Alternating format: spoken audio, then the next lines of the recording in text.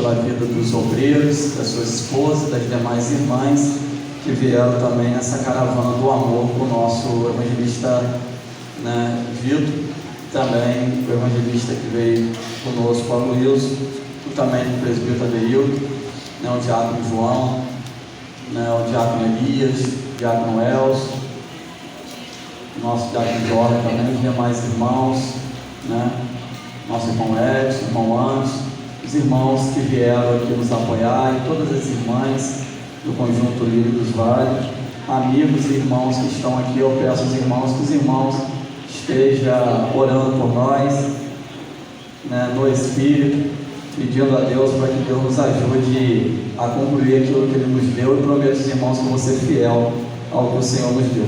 Convido os irmãos para abrir onde está o tema e a divisa, aos Hebreus, Novo Testamento, caminhando lá para o final, perto das cartas, né, Paulina, aos Hebreus, capítulo 12, no versículo 14, aonde está a divisa e o tema do mesmo, né? Está aqui um banner centralizado no altar, o qual, após a leitura, estaremos citando o tema desta grande festividade para o nosso grande e bom Deus, Senhor Jesus.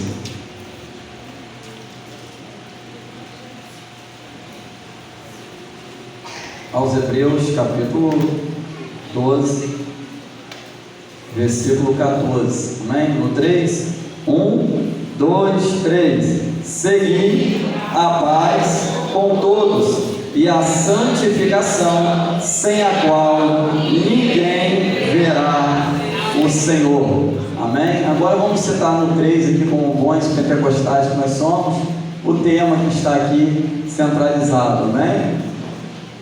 1, 2, 3. Igreja, sem a santificação ninguém verá o Senhor. Mais uma vez, igreja, sem a santificação ninguém verá o Senhor. Vai gravar a última vez. Igreja, sem a santificação ninguém verá o Senhor.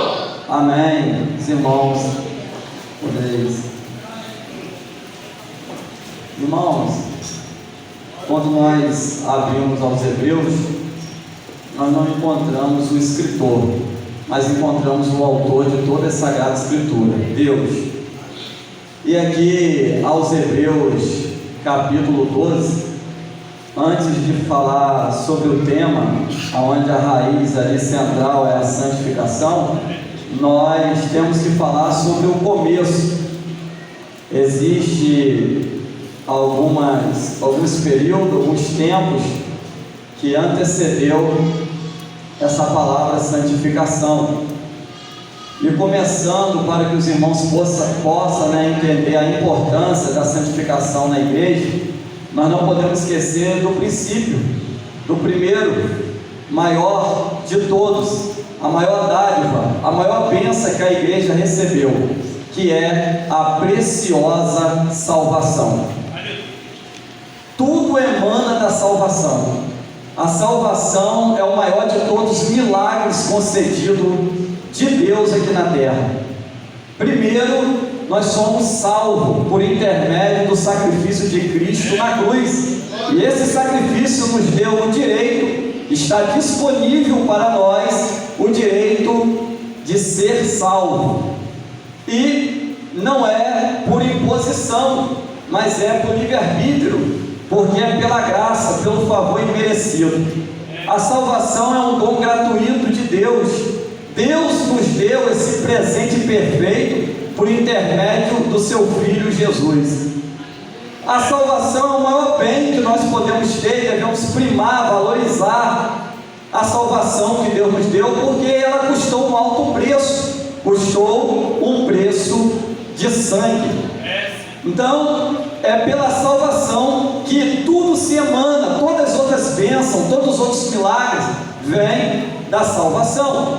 Uma vez que somos salvos pelo maior de todos os projetos, planos perfeitos de Deus, que é a salvação, e consumada no seu Filho amado Senhor Jesus, Uma vez que pela graça recebemos essa salvação por favor imerecido, agora nós temos o segundo período, né? Nós podemos dizer assim, o segundo tempo.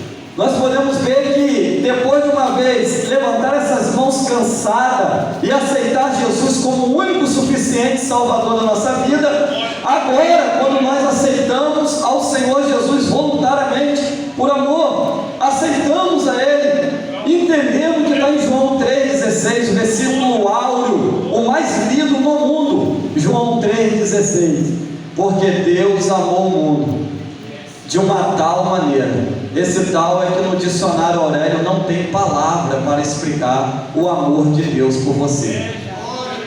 Que Ele deu o único Filho unigênito, para que todo aquele que nele crê não pereça, mas tenha a vida eterna.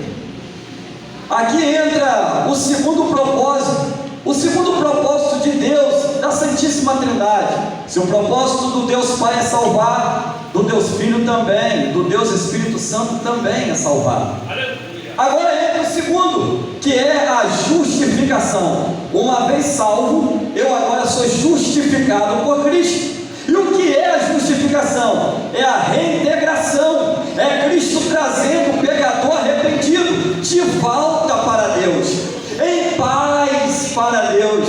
É uma vez que quando Deus olha para você, Ele vê o sangue de Cristo. Ele já não vê mais um homem condenado, uma mulher condenada. Ele vê um homem lavado e remido no sangue de Cristo. Por isso hoje nós somos salvos e agora somos justificados. E sendo justificados, nós já somos salvos. Guarda isso, tá? Guarda essa frase. Sendo justificados, nós já somos salvos. Mas não para por aí. Nós vamos ver que tem mais. Uma vez que eu fui justificado por Deus, agora eu passei a ser justo, não pelas minhas obras, mas pela graça de Deus. Agora eu sou justo não porque eu sou bom, não porque eu fiz por merecer, mas porque Cristo pagou a cédula, pagou na cruz com seu sangue a nossa sentença de condenação. E agora nós somos justificados pelo seu Filho, somos justificados pelo sangue de Jesus. E uma vez justificado, aí vai se cumprir os Romanos capítulo 8. Agora nenhuma condenação há para aqueles que estão em Cristo Jesus, que não anda mais segundo a carne, mas segundo o Espírito. Então, uma vez que eu sou justificado, eu sou agora por Cristo defendido. E agora, o diabo que me acusava, que queria me levar junto com ele, os seus demônios decaídos, ele já não tem poder mais sobre a minha vida, porque Cristo rasgou a cédula que estava contra mim. E toda vez que Deus olha para mim, Ele vê o sangue de Cristo na minha vida. E por isso Ele tem misericórdia de mim, porque eu fui justificado por Ele, por Cristo. O Senhor é lindo, Deus. O Senhor é santo. Agora nós vamos para a terceira fase, o terceiro período. Uma vez justificado, nós aprendemos isso na quinta lição da revista da CPAD, que nós estamos estudando sobre promessa. Uma vez salvo, recebemos a salvação de Cristo, uma oferta dada para nós, gratuita, recebemos ela, segundo fomos justificados, já somos por Cristo salvo. Agora entra a terceira, a regeneração. E uma vez agora o homem regenerado, ele vai cair lá em João 3, ele vai cair lá na conversa do doutor Nicodemos com o mestre dos mestres, Jesus Cristo. E uma vez ele salvo e ele justificado, agora o doutor Nicodemos quer entender como é que funciona esse processo da salvação, como é que funciona esse processo da justificação. Ele queria entender como que funcionava a regeneração. Por isso ele vai ter com Jesus de noite, porque ele entendia da lei, mas lhe faltava a graça. Ele entendia da letra, mas lhe faltava o Espírito de vida, de justiça e de paz.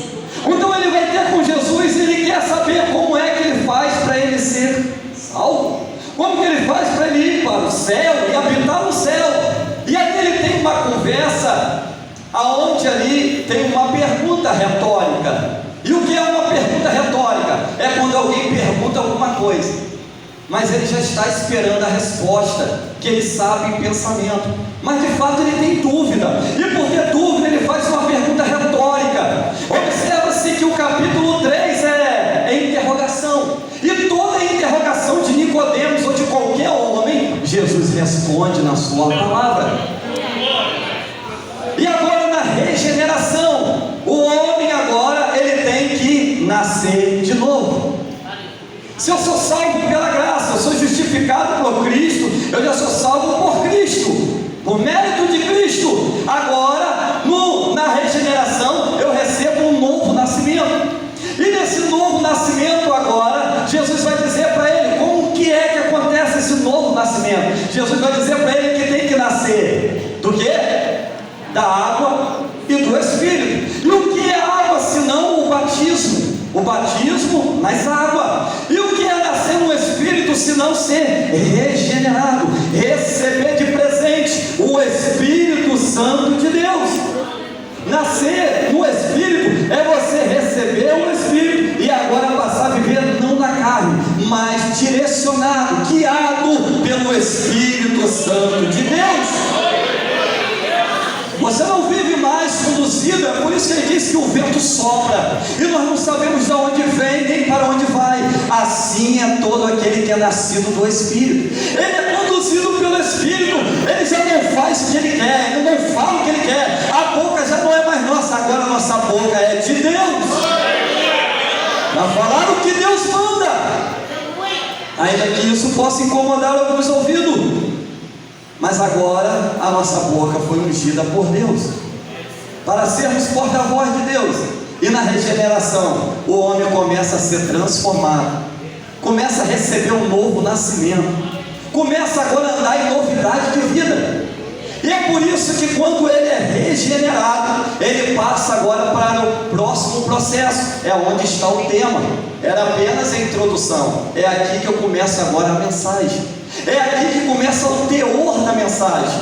É aqui que o escritor oculto, mas cheio do Espírito Santo, ele vem a dizer no capítulo 12, versículo 14: igreja, sem a santificação ninguém verá o Senhor. A igreja somos nós, o órgão, o agente de Deus aqui na face da terra.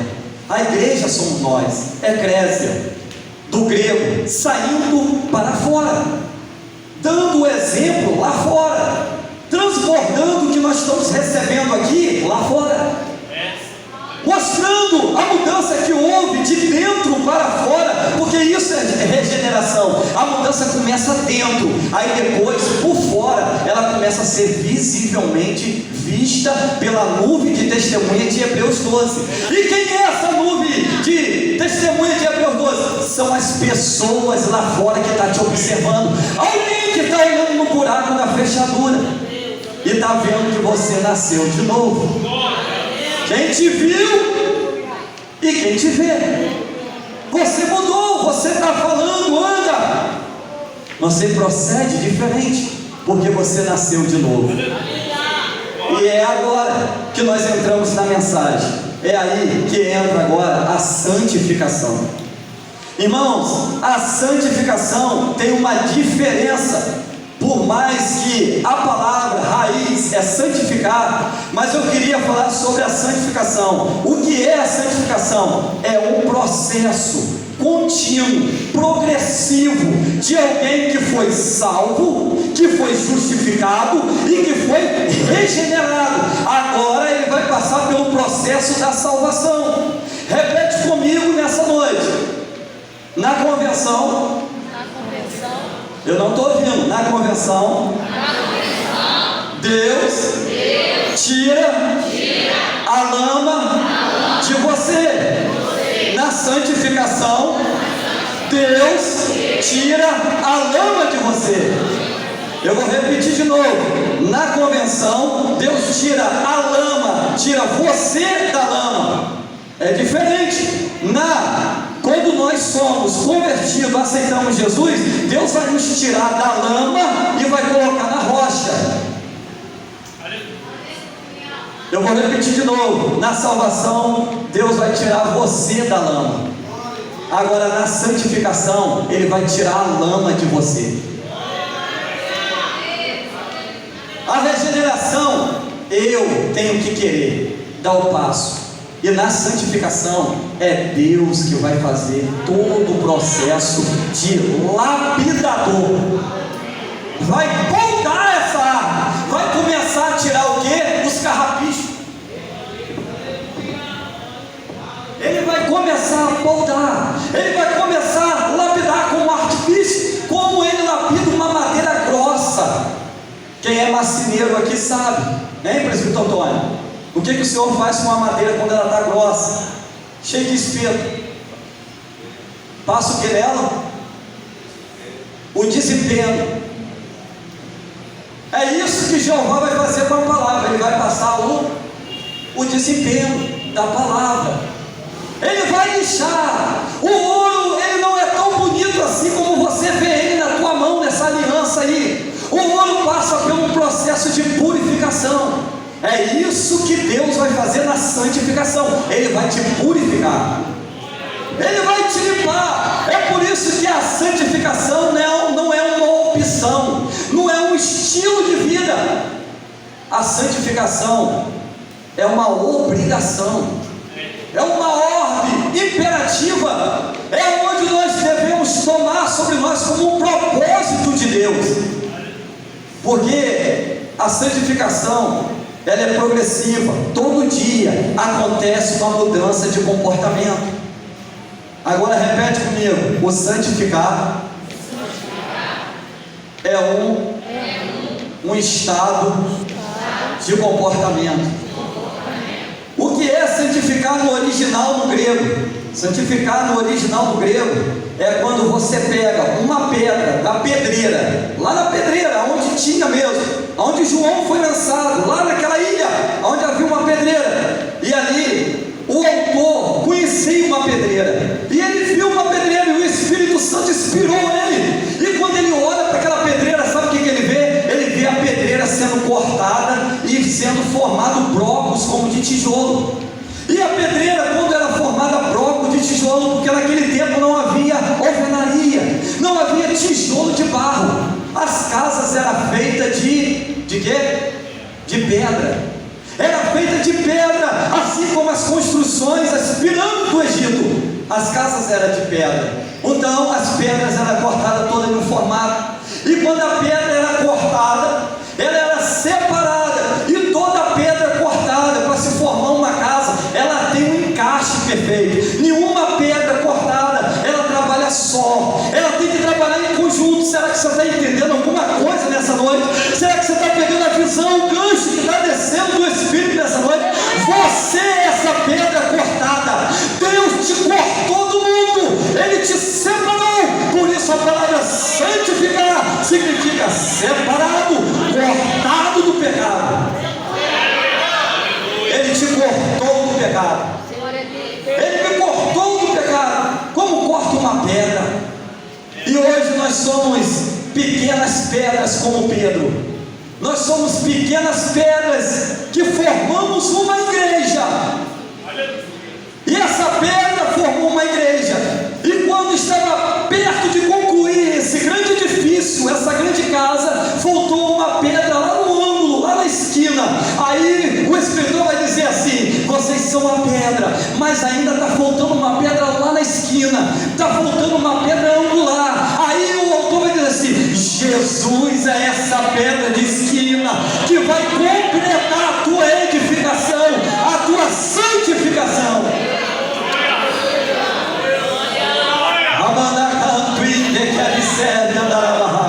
Eu sinto a presença do homem de branco das mãos curadas aqui. Pode adorar, Jesus está aqui. Ele é digno de toda a honra, toda a glória. Ele nos cortou do pecado, Ele nos separou. Por isso nós significamos a palavra santificação, separação. Então no original a palavra santificar quer dizer, olha só o que significa na prática, no original a palavra santificar. Eu ainda sou um pecador arrependido. Não é que eu não vou deixar de cometer algum pensamento, alguma coisa, porque ainda estamos nesse corpo físico. Ainda somos seres humanos, mas sabe o que acontece na santificação? É um processo, né? Que é um processo progressivo, dia após dia. É um processo de lapidação, de limpeza de Jeová, do Espírito Santo, o lapidador. Ele vai nos lapidar. Agora no santificar, sabe o que vai acontecer no original? É que você que errou um erro lá atrás, no passado, hoje você não erra esse erro mais. Você vai começar a errar erros novos. Quando você se santifica, você não vive aquela vida de outrora do passado. É por isso que vai dizer, quem bebia, completa para mim por favor. Quando a pessoa é santificada e se santifica, o que acontece com ela? Quem bebia, não bebe mais. Por quê? Porque ele foi santificado. Agora, quem fumava, não fuma mais, porque ele foi santificado. Ele se santificou, ele agora não erra os mesmos erros. Quem prostituía lá fora, tinha 2, 3 lá fora, agora não se prostitui mais. Por quê? Porque agora ele está santificado. No original, santificar quer dizer que ele não vai errar os mesmos erros lá do mundão. Ele não vai cometer aquelas mesmas mazelas lá de fora, porque lembra? Agora ele é regenerado. Ainda que o passado venha e quer nos acusar, ainda que Satanás às vezes vem querer, às vezes, bater na porta, ainda que algumas coisas tenta fazer que a gente venha deslizar, mas o sangue de Cristo nos purifica, e o Espírito Santo te dá condição para você seguir a obra e vencer a tentação em nome de Jesus. E é por isso que quando a gente olha lá em Apocalipse, quando a gente olha no livro da Revelação 22:11, vai dizer: quem é puro se purifique, mas quem é sujo se suje ainda. Ou seja, quem é santo se santifique ainda. Esse ainda é porque não houve ainda uma consumação. Aí quando você vai em João 17:17, Jesus vai fazer uma oração sacerdotal. Ele vai fazer uma oração por nós, sem ainda estar vivo, sem ainda estarmos aqui, mas na cruz, ele viu esses 41 anos, ele viu que você ia estar aqui e ia dar crédito à mensagem da cruz. Aí ele faz a oração sacerdotal, lá no 17 diz assim: Pai, santifica-vos eles, nós, na verdade, a tua palavra é a verdade.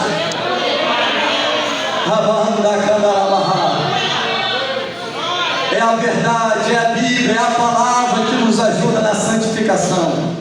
E Malaquias, o último profeta do Antigo Testamento, ele vai dizer, Malaquias no capítulo ali, né? Ele vai dizer que 3:16, ele vai dizer o quê? O que Malaquias vai dizer? E nos últimos dias, é os dias que nós estamos vivendo, dias difíceis,